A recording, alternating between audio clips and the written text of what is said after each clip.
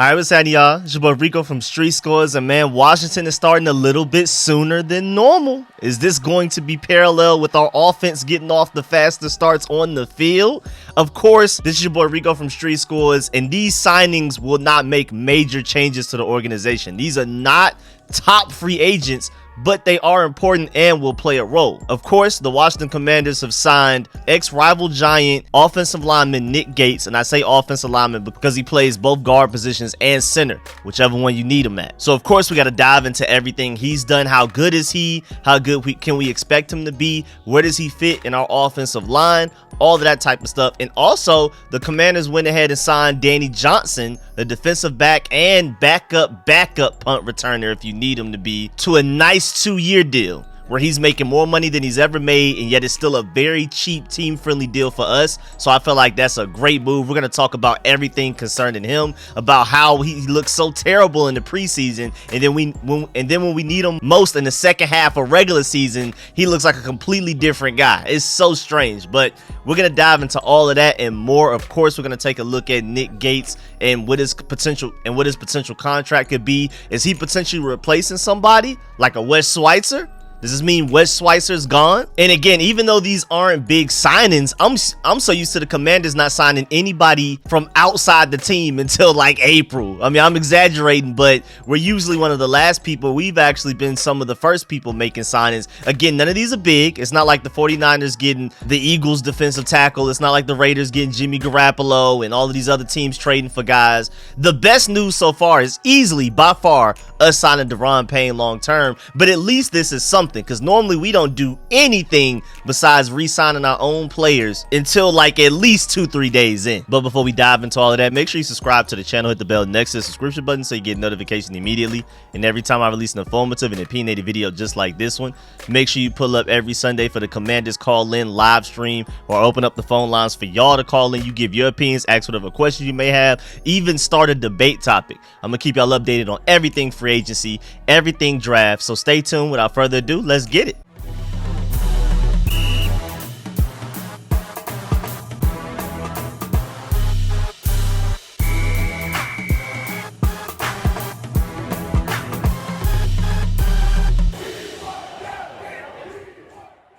All right, so tweeted from Mike Garafolo himself. Good story here. Former Giants offensive lineman Nick Gates, who broke his left fibula and tibia in a game against Washington in 2021 and battled his way back from 7 surgeries and nearly almost had his leg amputated. At least he was worried about it potentially happening. Is headed to none other than Washington. So the game that he got severely hurt in, his worst injury of his life, of his career, was against the same team that ended up signing him 2 years later. Gates has agreed to terms on a 3-year deal with the Commanders, source says. We don't exactly know the number, but we'll get to that. We'll get to like what it may potentially end up being and what it could potentially be at the very most. There's definitely a certain ceiling to what this deal can be just based on market value and other comparable players. We'll get to that. But yes, this is the guy. If you'll probably see it going around, this is the guy that was fighting Aaron Donald like 1v1 when it was the Giants and the Rams one time, and Aaron Donald got into like a super fight, like grabbing helmets and trying to punch each other and stuff. This is that guy. So he's coming with an attitude, and I love that in my offensive lineman. Please come with that. Don't go as far as incognito to an extent, even though I like some of what an incognito brings to a team, but don't go that far. I think Nick Gates is a healthy balance. And of course, Nick Gates has played both center and guard for the Giants, so he's going to be a versatile offensive lineman that we're bringing in for us. So you already know it's about to be a lot of positional flex things thrown out there. You know how Ron Rivera and his guys love some positional flex, and he is that. I mean, out of his 390 offensive line snaps in 2022, 258 of them were at left guard, and then the other 132 were at center, which is kind of two needs that we have right now. Is he good enough to fill them? We'll see. But right now, we have offensive line needs everywhere. Some people say tackle is the most important need. Some people feel like center is the most important need. Some people feel like guard is the most important need. We're going to dive into that a little bit later, as well as who we currently have on the team should play, so we can focus on what we need to fill spots for and how he may fit into the offensive line, what we currently have going on. But either way, offensive linemen, signing any of those guys is a positive. for what we need going on to this offseason, man, especially going into this draft. We need as many offensive linemen as we could get. And when you look at the comment section, a lot of Giants fans actually seem pretty upset and disappointed that he got away. So that is a good sign. I mean, first of all, just to see a rival upset about anything is fun, but it just sounds like we got a good one. Now, I haven't had a chance to really dive into his tape a lot because I'm basically just reporting this as soon as it came out. Eventually, I'm gonna go look at the all 22 of some Giants games and see what happened. Now, the Giants did have arguably the worst offensive line in the NFL last year, and if he was a part of that, then I'm not too optimistic. But again, Giants fans seem upset, so he must have been one of the very few bright spots on a terrible offensive line. And then according to Pro Football Focus, oh wow, forget everything I just said. Literally in the middle of recording, the Commanders have now signed right tackle Andrew Wylie on a 3-year, $24 million deal, which basically backs up the point of what I've been trying to say for months now. Move Samuel Cosmi to right guard. Now you have Andrew Wylie at right tackle. We potentially have who I'm currently supposed to be talking about, Nick Gates, as maybe a center or a guard, or ultimately the point that I was eventually going to get to, but this right tackle signing just derailed everything. This just threw me all the way off.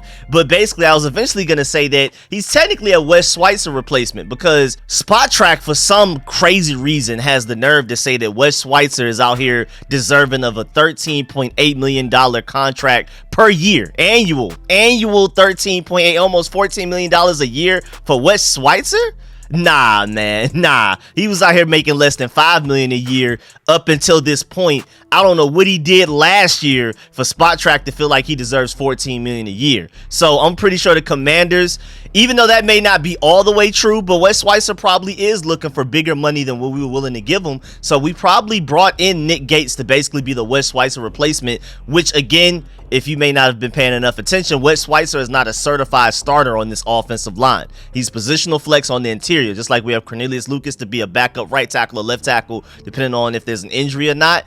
Wes Schweitzer was the backup both guard positions or center. Nick Gates is probably replacing him. Slightly younger, maybe a little bit more potential and ceiling. He may not have the same floor, but he's also cheaper. So I love Wes Schweitzer, so I've been a big Wes Schweitzer fan, but I can see the argument for going with Nick Gates over Wes Schweitzer. Cheaper and a higher ceiling, I'll take that, man. I'm gonna take that risk, man. And Pro Football Focus wise, just to go back to Nick Gates first, because we're gonna get to Andrew Wylie soon. We're gonna get to that. That just came out of nowhere, literally mid-recording, mid-sentence. I had to talk about that. We'll get to that after Nick Gates, before Danny Johnson. But either way, his best season according to Pro Football Focus was 2019, where they felt like he had a 77 overall grade, 71.5 pass blocking and 75.9 run blocking. That may be better than any offensive lineman grade for any of our offensive linemen from last season. So again, there's a ceiling there, but ever since that year, he just never received any grades anywhere near that. Like, he was a 60 overall in 2020. Then 2021 is when he got hurt. He had a 64, even though he didn't play the entire season. And then this past season, 2022, he had a 60 overall grade, but they felt like he earned a 70 overall pass blocking grade. So that's pretty good. We could definitely use that. Sounds like a big help as a potential backup center, guard, whatever you need for Sam Howell. But again, I don't really see him being a starter. Now, let's get into it. My point was that I was going to wait till later to get into the video, but we might as well talk about it right now because of the Andrew Wylie signing. But Samuel Cosmi moves to right guard. Like I've been saying, please, like begging, please move him to right guard and keep him there. We got to figure out center. We're going to get Chase Roulier to start for center right now. But if he ends up getting hurt, Nick Gates, you're up. Now, I feel like we need to attack left guard heavily. We have Andrew Wylie at right tackle. We have Charles Leno more than likely going to stay at left tackle because Andrew Wylie's not great enough to move to left tackle at all. We're literally better off with Charles Leno there, which is probably going to make a lot of people upset because if Andrew Wylie isn't better than Charles Leno, then why are we signing him? But again, ultimately, this moves Samuel Cosmi to right guard. And like I told y'all weeks ago, Ron Rivera said at the Combine that he wants to fill every need possible in free agency. So by the time we get to the draft, we can do what we want to do rather than what we have to do. So ultimately, I like this move for Andrew Wylie, even though he's not necessarily that great. He's a starting caliber right tackle. Don't get that confused. He's better than, at the very least, Cornelius Lucas, and should be better than what we got from Samuel Cosme when he played right tackle last year. So is he an upgrade over anybody we had last year? You can definitely argue yes, especially right tackle wise. But again, I don't see him playing left tackle. But again, my main point is the reason that I'm very happy about this is, first of all, we're being proactive. The Commanders are getting things done early. We know left and right. Okay, let's get this done. Let's fill that. So now we know how much money we have going into trying to acquire other talent, especially linebacker. I'm a huge fan of us trying to get David Long. That's probably my favorite linebacker free agent available. Maybe one of my favorite free agents available, period, regardless of position. Really hope we get him. Of course, Tremaine Edmonds is number one, but I just don't feel like he's necessarily realistic, especially cap space wise. So if we're going on somewhat of a budget, David Long is by far my favorite potential linebacker out there, potential free agent, period. And so making moves like this early lets us know, okay, we have this much cap space, so we have this much money to potentially sign these guys. Now we can focus on making it happen, whereas we normally wait so long bargain bin shopping and everybody's getting signed left and right. Now the guys we want are already gone. So I'm glad that we're filling needs, and again, most importantly, we're filling needs now, so when we get to the draft, we're doing what we want to do rather than doing what we have to do. We're going best player available rather than forcing it and taking an average player at a severe need that we have, which is huge for me. That is the strategy I've always wanted to have. I'm so happy that Ron Rivera's going with that. Not only said that he wants to do it, but actually following through with it and doing it. So that's probably my favorite thing that Rivera's ever done, ever. So anything that he's ever said, anything that he's ever promised us, doing whatever we got to do in free agency so that by the time we get to the draft, we're going best player available. Let's do it. And signing Andrew Wylie to a 3-year, $24 million deal does not stop you from, if for some reason you love Broderick Jones or Paris Johnson Jr. or Darnell Wright or any of those guys at tackle, it does not stop you from taking either of those guys in the first or second round. It does not. $8 million a year maximum, probably even less than that cap hit wise, is not that bad for a guy that may end up not starting. It's not terrible. It's not like the organization is flipped upside down and that was the worst decision ever. So if you're going best player available, and the corners, this clearly shows that we're probably going cornerback in the first round. I felt like we were going offensive lineman in the first round, but now that we've signed all of these guys, I think it's pretty obvious that we're going corner in the first round, because I can't really see it being anything else. I love the tight end groups, but I don't think we would get a guy like that 16th overall. Maybe if we trade back Darnell Washington, Dalton Kincaid, one of those guys, but it's looking like, based on the talent that's available in the draft and the needs that we have, the perfect middle is cornerback in the first round, especially if you've addressed all these needs. But if for some reason they love one of those tackles or offensive linemen in general that much, I don't think signing these guys is going to stop you from taking them. But it does make it more obvious that we're probably trying to get Christian Gonzalez in the first round if we can, type of thing. Who knows? We'll see where this goes, but I'm really excited, man. I like Andrew Wylie more than most people. The advanced statistics don't necessarily say that, but another positional flex guy, because Andrew Wylie can play some guard as well. So I'm really excited about him. I think it's a great signing, and again, he's better than anything we've gotten from our right tackles last year. So he's an automatic upgrade. He comes with position flex. He's only $8 million per year maximum. Again, I love the fact that we're being proactive. This is a great day one to the tampering period. I'm not gonna lie. It's not like we signed over a Hargrave from the Eagles, but even though we're going after slightly lower tier guys, it's not like tier 3 guys like we normally do, waiting until a week later after the tampering period starts and things like that. We're at the lowest you can give Andrew Wylie is tier 2. Maybe you give Nick Gates tier 3, but you can argue he's tier 2. I think this is pretty good. I'm willing to take it, because again, we don't even really sign tier 2 guys. We very rarely get tier 1 guys, but we don't really get tier 2 guys either. And so the fact that we're getting tier 2 guys early and out the way, I'm excited. You have a certified starting right tackle. You're reuniting him with Eric Bieniemy. This offensive line almost has no weaknesses at this point. It's not great. you're not sitting here saying, oh, okay, it's top 5, but it should be good enough to protect Sam Howell, and at the very least, it's better than what we had last year. At the very least, it's better than what we had going on last year, and that has me excited. And remember, Chris Paul in that Cowboys game, it wasn't just Khalid Hudson, it wasn't just Percy Butler, it was a lot of younger guys stepping up big time in that game, and Chris Paul starting at left guard was one of them. The Cowboys really wanted to win that game. We had nothing to gain, and yet Chris Paul was doing a great job against those Cowboys defensive linemen and deserves at the very least a chance to compete for that starting left guard spot. So as of right now, I would probably assume, unless we make any more signings, or we'll see what happens when we get to the draft and we end up signing a high profile interior offensive lineman, but as of right now, I would say Charles Leno is your starting left tackle. Nick Gates is probably your starting left guard. Chase Roullier is your starting center if he doesn't get hurt. Samuel Cosmi is your starting right guard, and Andrew Wylie is your starting right tackle. And I'm fine with that. But again, I love the potential of Chris Paul. I wouldn't be surprised if Chris Paul ends up winning that starting left guard spot. And then Nick Gates, again, is your Wes Schweitzer replacement, is your backup offensive lineman, interior offensive lineman specifically, for if there's an injury to Chase Roullier, Samuel Cosmi, or Nick Gates, who both have had extensive injuries in their past. So that's the main thing that worries me. That this is not a very durable offensive line, interior offensive line wise. Right tackle and left tackle wise, really not much to worry about availability and injury wise. But that interior offensive lineman, Nick Gates, with the severe injury that he had, Chase Roullier can't play half a season, and then Samuel Cosmi's been on and off injury reports and things like that since we drafted him. So we'll see how that goes, but maybe Samuel Cosmi playing at right guard permanently, he knows that going into the offseason. He's training towards that. Everything he's working on technique-wise with the offensive lines coach is all tailored to playing right guard rather than getting mixed signals of right guard and right tackle. I think he's going to end up being really good. Again, I feel like he has Brandon Sheriff all-pro level potential at guard.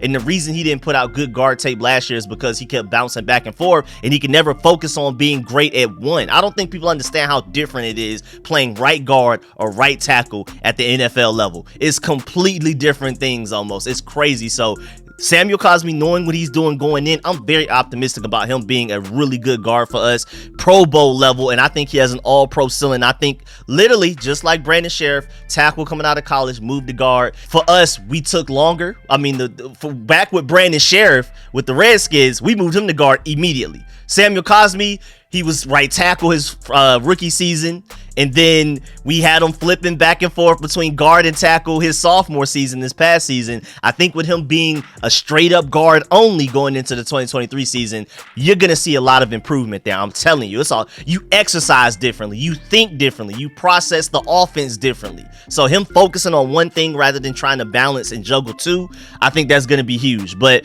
just to let you know, Andrew Wylie's grades per year, pass blocking wise, 2022 was his best season with a 62.1. Not great, but decent. I haven't looked up the PFF grades for the offensive lineman currently on our team, but I feel like that's up there with those guys. It may even be higher than most of them. And then run block wise, he had a 59.5 last season, but in 2021 he had a 70.4, which is pretty good. So if you're looking at everybody's, and I know it's a super glass half full type of thing, and it's not the right way to go about things, but if you're looking at everybody's best year of doing something, Nick Gates and Andrew Wylie are excellent signings. And again, at the very least, even if you don't look at it like that, the upgrades over what we had last year. And again, this enables you to do what you want to do in the draft rather than what you have to do. And also, according to highest pass block win rate as a tackle, Andrew Wylie was 9th in the NFL last year at 93%. Well, technically he's tied for 5th because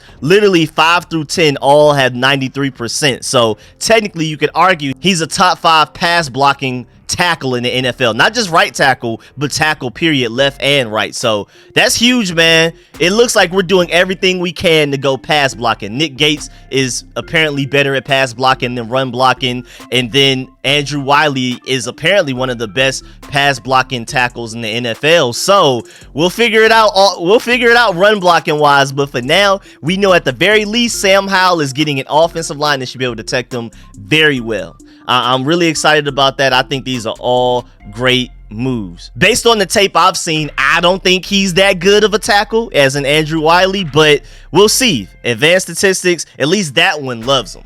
Some of the other ones hate him, but that one loves him. So, you know, it's a mix of both. See what you can see. And again, most importantly, I know I keep saying it, but at the very least, he should be better than what we were getting from Samuel Cosme or Cornelius Lucas at right tackle last year. And that's already good enough for me. And then moving on, before we get up out of here, the Commanders also re-signed cornerback Danny Johnson to a 2-year deal worth $7 million with $2.75 million guaranteed. I love that for him, man. With him going into his 6th season, so far throughout his entire career playing for the Commanders, he's only made $3.3 million. Now he's getting $7 million over 2 years. That's a huge pay upgrade for him. And again, it's still a very team-friendly deal for us because only $2.5 million are guaranteed. So he's gonna be what, less than a $1.5 million cap hit per season. That's a huge win-win for both sides. I feel like the Deron Payne contract is a win-win for both sides. Danny Johnson's is. Andrew Wylie's, you can also argue, is. And then we'll see Nick Gates's contract details. But for now, I'm just gonna assume it's a win-win for both parties as well. So I'm really excited, man. And Danny Johnson, man, when we need him in the regular season, he balls out. I don't know why he looks so terrible in the preseason, like just absolutely unplayable. You gotta cut him. And we've cut him multiple times too, but for some reason, preseason he's terrible, but second half or regular season when we need him most due to injuries usually, he ends up stepping up big time and looks like a starting caliber slot corner in the NFL, like easily. So he's really interesting, but I like the fact that he's versatile too. He can play outside, he can play nickel, and again, when in doubt, he's a reserve returner as well if you really need him to do that. So to have somebody that could potentially fill in multiple roles like that for potentially only $1.5 million per season against the cap, that's huge, man. And ultimately, he's technically only your like 4th or 5th corner at best. So this doesn't stop you from taking a Christian Gonzalez in the 1st round if you want him, or Devon Witherspoon, Joey Porter, any of those guys. Re-signing Danny Johnson to a 2-year deal stops none of that, but I'm very happy that we did it. And just to go back to Andrew Wylie for a little bit, JP Finlay is saying that he was better at guard, but then was forced to play right tackle during the Super Bowl run. So maybe Samuel Cosme is starting at right tackle, and then Andrew Wylie is coming in to be your right guard. Either way, I just want Samuel Cosme going into the offseason focusing on one position to get great at. I prefer it to be guard, but if it ends up being tackle, they're probably going to give him another chance there. I can see that. And if Andrew Wylie is really better at guard than tackle, then we'll see what's going on. Either way, I'm just happy that we're adding offensive linemen, period, because this offensive line is already better today than it was last year, and I'll take it. But yeah, man, that's the end of this video. Please get in the comment section. Let me know how you feel about everything discussed in this video. Please leave a like on this video if you liked it, if you learned anything. Let me know how you feel about all of the signings that the Commanders have made so far. I'm so excited. And of course, man, I appreciate all the support. Shouts out to all of my sponsors, especially my Pro Bowl sponsors whose names you see scrolling on the screen right now. Man, I really appreciate y'all. I'm gonna catch y'all later. I'm out.